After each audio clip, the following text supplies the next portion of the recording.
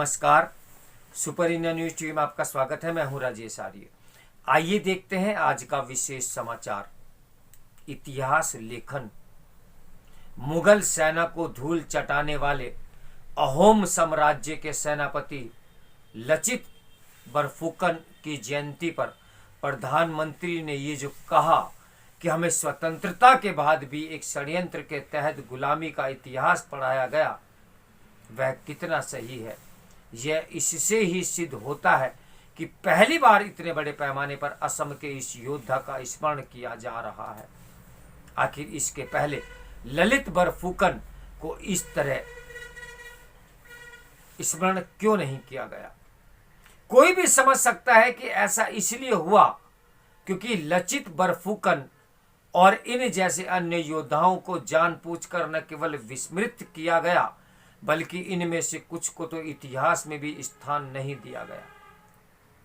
यदि दिया भी गया तो एक साजिश के तहत उसे पाठ्यक्रमों से बाहर रख दिया गया। यह किसी से छिपा नहीं कि भारत में इतिहास के नाम पर जो कुछ पढ़ाया जाता है वह मूलतः दिल्ली का इतिहास है। इसमें भी मुगलों के इतिहास की बहुलता है। वह मानने के अच्छे भले कारण है कि ऐसा एक पक्षीय इतिहास एक साजिश के तहत लिखा और पढ़ाया गया। इसके चलते देश उस गौरवशाली और उल्लेखनीय इतिहास के अनभिज्ञ रहा जो देश के दूसरे हिस्सों में घटित हुआ।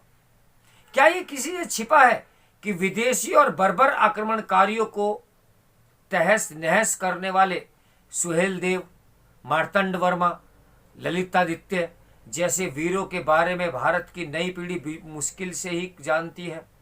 इसी तरह चोल, चालुक्य, काकतीय समेत दक्षिण भारत के अनेक प्रतापी वंशों की गाथा से भी हमारी पीढ़ी अनभिज्ञ ही अधिक है। राजा दाहिर जैसे शासक तो इतिहास में कहीं नजर ही नहीं आते।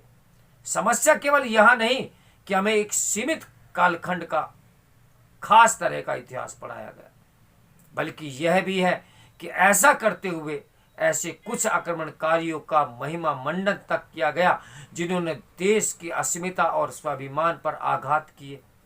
क्या इससे अधिक लज्जा की बात कोई और हो सकती है कि ऐसे कुछ आक्रमणकारियों के नाम पर देश की राजधानी की प्रमुख सड़कों का नामकरण भी किया गया।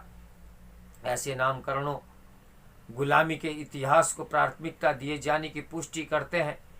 कोई देश अपनी सभ्यता और संस्कृति के ऐतिहासिक नायक नायकों का गर्व से स्मरण तभी कर सकता है जब उन्हें इतिहास में सचमुच स्थान दिया जाए।